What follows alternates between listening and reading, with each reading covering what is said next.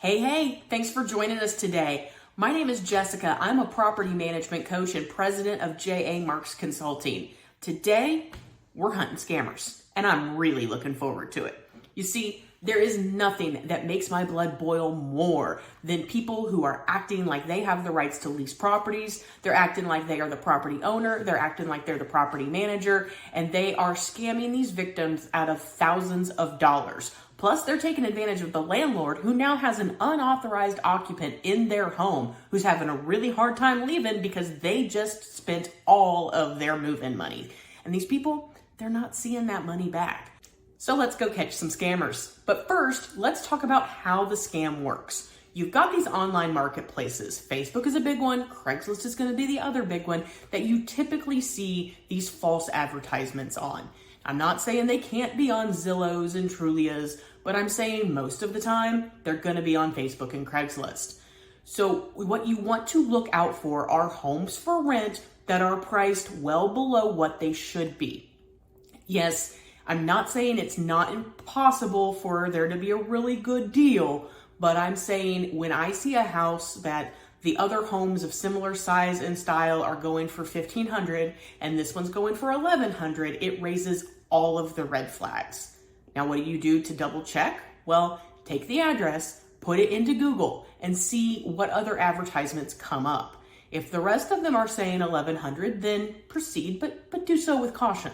But I can almost guarantee that the real advertisements, they're going to show a much higher rental rate.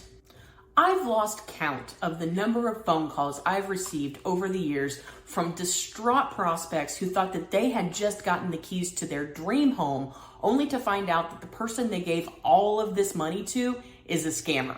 So today, what we're going to be doing is identifying one of these fraudulent listings, reaching out to the scammer to make contact, and alerting the authorities to see if we can get them brought to justice. This is going to be so much fun. All right, step number one, find the fake listing. And I'm really sorry to say it didn't take me long at all to spot it. Let me show you how I was able to identify it. So sadly, it didn't take very long at all, as you can see, to identify one of these fraudulent listings. Now, this is an area of town that I'm very familiar with, and I can tell you that most rentals in this area are going to be priced around, maybe at the lowest $1,700 or so for a single family home. So clearly we've got one that stands out quite a bit. We've got this one listed down here for $1,200, and maybe it's a room for rent. I don't know. Let's click on it and see what comes up here. And no, they're advertising it as a 3-bedroom, 2-bath house. So what I want to do, it gave us the address. I'm going to take that and put it into Zillow and see what comes up exactly. Now, this is curious because when I put it in Zillow, it actually shows as being off market, meaning it's not for rent. So when looking at this, I see, based on this estimate here, that there's a huge discrepancy between the $1,250 that it's listed at and realistically what one could expect to pay in monthly rent. The other thing that I'm interested in is the history of this home. And as I scroll down, I'm able to see all of the listing history. Down here, it's evident that it was put on the market for rent this summer, let's see, back in June, and they listed it at $1,895. But then it was taken off the market in July, assumably because it had rented. So what exactly the listing's doing on the Facebook Marketplace, I don't know, but I definitely am going to find out. So we're going to message the seller and see exactly what they're up to. We're going to start by just chumming the waters a little bit and seeing if this house is even still available. Now, while I'm sitting here waiting to hear back from house number 1, I thought, well, let's just go see if we can find any others. And sure enough, we've got one listed here at $1,250 a month, which seems a little out of place. So I went and threw that address into Zillow and, drum roll please, that house is actually on the market to be sold, not for rent. And looking through the pictures, well, they just took them right out of here. So let's go ahead and add this one to our list too. Okay, and they've got some note in here about leave your name and number and you'll be attended to shortly. So I want to make sure that they get back in touch with me. I'm going to go ahead and do that. And just for fun, here's one on Craigslist. $1,000 a month?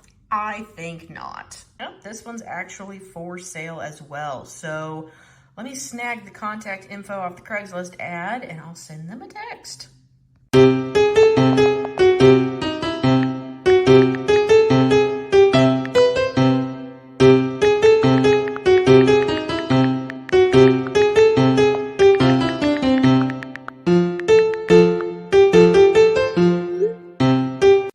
Well, it's about 5 hours later, but we've got a live one.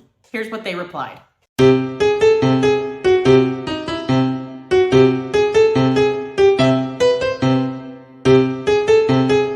Well, I definitely have to set up a showing right away. I'm kind of interested to see how exactly they're accessing the house.